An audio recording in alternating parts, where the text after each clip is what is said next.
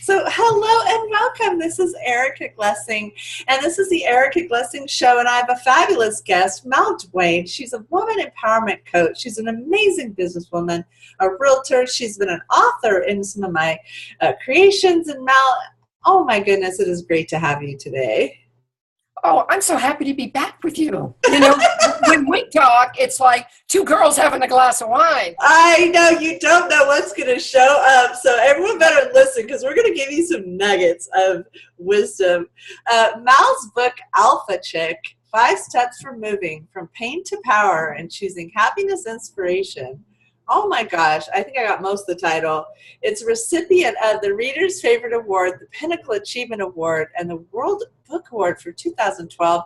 And I think that's about when we were connecting last time. Yes. After Alpha Chick had come out. So, wow, your life is just amazing. Tell me a little bit, Mal, what lights you up? What kind of gives you that feeling of empowerment or happiness?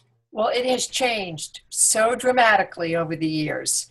When I was younger, it was alcohol, men, money. Okay. Now that I'm more mature, it's my spiritual practice. It's serving women, helping women that, are in pain, that they've been broken open from life experiences. That to be able to reach out and help somebody and help them get rid of that pain, heal their broken heart, that is my greatest passion. Wow. Tell me if I'm in a really, we were having a little chat just before, a get-to-know chat before we started. And, one of the themes of something I'm working on right now is how to leave. How to get the courage to leave when it's wrong. Mm-hmm. We were kind of talking in a bigger way about Maria Shriver and her big needing to have him leave. Mm-hmm. Tell me a little bit about what that takes and what it requires. And can we give women who are kind of on the fence of maybe leaving something where they know they should, but they just, they don't know what to do next? What do you recommend? Well, leaving a relationship is scary because it's comfortable, it's familiar, the fear of the unknown, the fear of starting over. Right. Our own insecurities are what keep us tied to a relationship that doesn't serve us. When there's the potential of physical harm, I think women need to get out immediately. I don't think that is something that we can think about or, well, maybe I'll do it or maybe I won't. There's just too much information in the news about women being really severely hurt or murdered because they stayed in relationships that were very abusive. I got chills. I hear you say that, and I actually have a personal story where I went through a very long period of abuse. And, I was so afraid of his actions after the retaliation. Like, I remember laying there in bed when my babies were little and just trying to think of my exit and being afraid of the retaliation. Yeah. And that fear kept me until we talked a little bit earlier too about I just had a click in 2011. I'm like, I'm done. It's over. And I was like, oh my God, what a feeling that is. But how can we help women that are scared of what might happen, how mean that person might get? Well, you brought up a great point. You see, if he's a good manipulator and abuser, he's planted that seed in you that he's going to do something absolutely terrible if you leave. Now, in most situations, that doesn't happen. But a good manipulator, a good abuser, when they've got you really, really wrapped tight from the control that it's really all about control, right? That they've had over you, then, they get you to believe that there is no way out, that you're stuck. Right. But that's not true. Right. And that's, I love that. Have a choice. I love that. And let's just really share with people, there's more than one choice. Yes. So if you could, oh my gosh, if you could maybe just, I'm feeling like the listeners are like really tuning into us right now. I'm really feeling that energy. So maybe what they could do is just start writing down some possible avenues, some possible choices, or what else could help someone that was maybe scared they can't make it in business because they haven't had to do that. Well, I think anything when you, like leaving a relationship, starting a business, they both take planning. I think to get out of something or to get into something requires planning. And you need to put together your team, a structure of what you're going to need for support, whether it be leaving an abusive relationship or opening a new business or starting a new company or going into a new job. You want to have some support structure. We all need it. So I think by doing the preliminary planning makes any transition, no matter what it is, if you're going out or going in, makes any transition smoother. Oh, I love it. Because you've got clarity, you've got action steps, you have a timetable, you have a picture of what you're hoping to achieve. At least it's a vision. You're going in or out with a vision. That's important. If you make a snap decision, you don't have a vision. Then you're scrambling. Then you're panicked. Then you're hyperventilating. Then you're fearful. But if you plan, you take away the fear. I love it. Thank you so much. Tell me a little bit about your book. It's so well, it's been 4 years since I know. It's amazing. And it's funny because every time I do a show, it seems like the Kindle, which is obviously the more popular one these days, seems to spike. Yeah. I don't really check it very often, but every now and then after I do a show, I go in and check. Yeah, you have to go get it. All of a sudden, it's like, it went right up again in Kindle, and it's like in the top 100. And I've done 2 anthologies, books like you produce, Erica. Uh-huh. They both hit #1 on Amazon. One of them hit #1 on 5 different lists. And now I've got book #2, my own book, Percolate. Oh, good. And it's something that we're talking about that absolutely intrigues me. And it's the balance of the female and the male energy. We all have male, female, yin yang. Yeah. And when they get out of balance or when they push against one another, we feel stress, we feel fear, we start to experience chaos and failure. So what is the healthy balance? And what is it in certain situations? Nice. For women in relationships push usually our masculine energy. Really? Combative. Yeah. Most times. Now, we talked about Maria Shriver. She never allowed her masculine energy to take over, and she stayed in the flow of her divine feminine energy, and she went through a challenging situation with such grace because she stepped right into it. Yeah. There was no more conflict because she was right into it.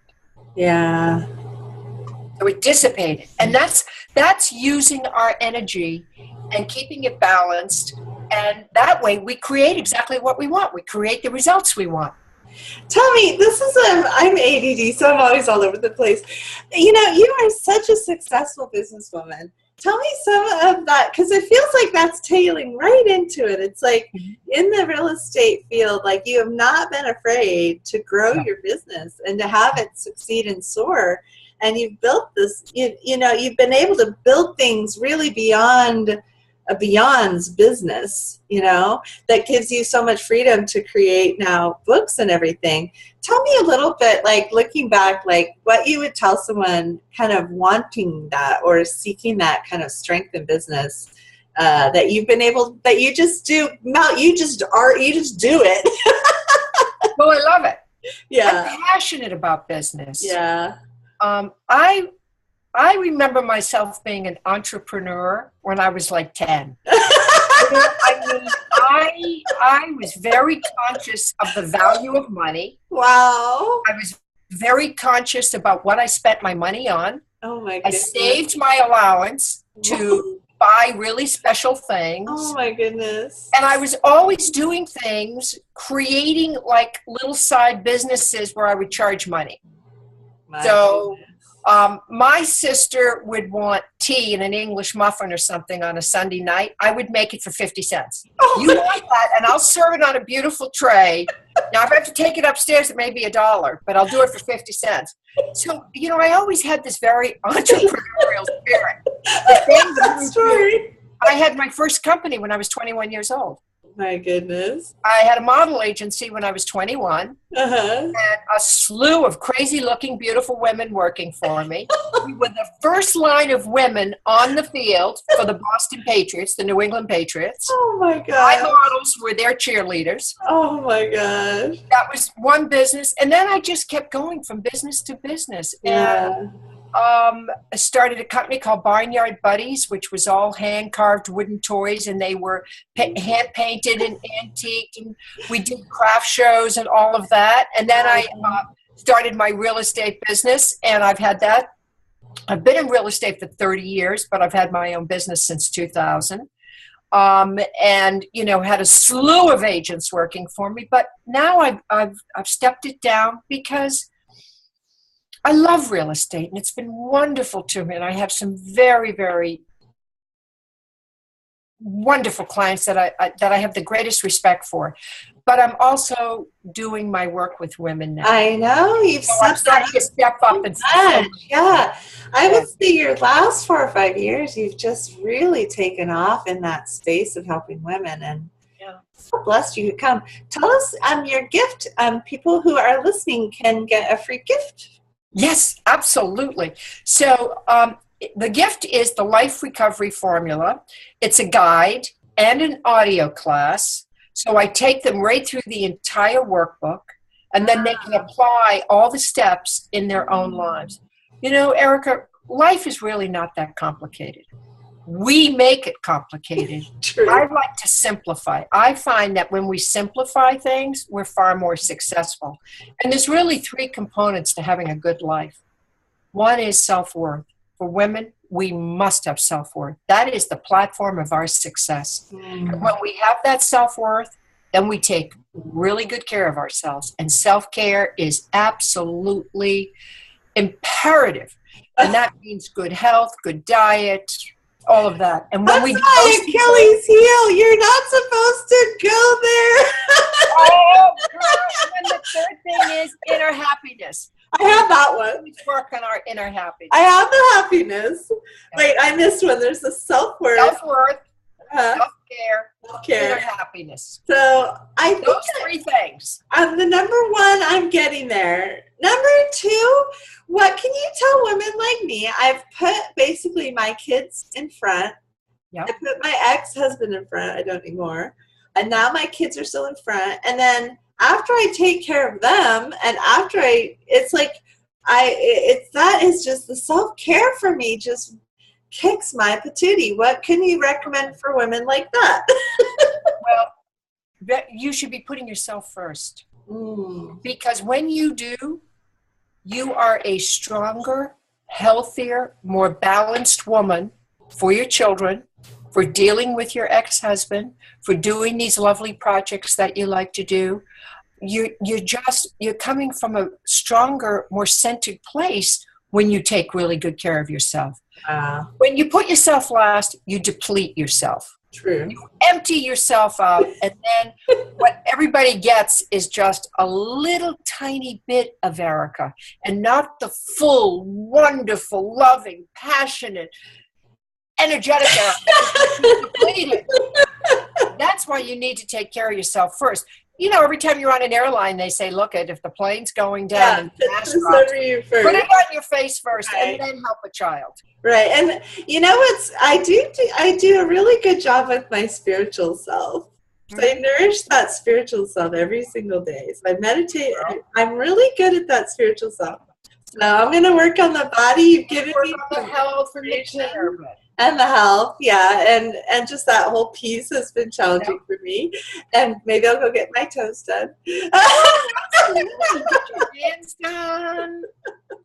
Get a massage. I love it. Well, where can we find you? And I guess I'll have the link to the gift below both the podcast and the YouTube channel. Wonderful. And then, Yeah. yeah. Your audience can find me at selfworth.coach. Oh, selfworth.coach. Yep. That's just an easy way to find me, or malduanecoach.com. But I if they love don't it. remember my name, they'll remember selfworth.coach. Thank you so much. Thank you for coming today. I loved it. Thank you for inviting me. Good to see you, girl. Yeah.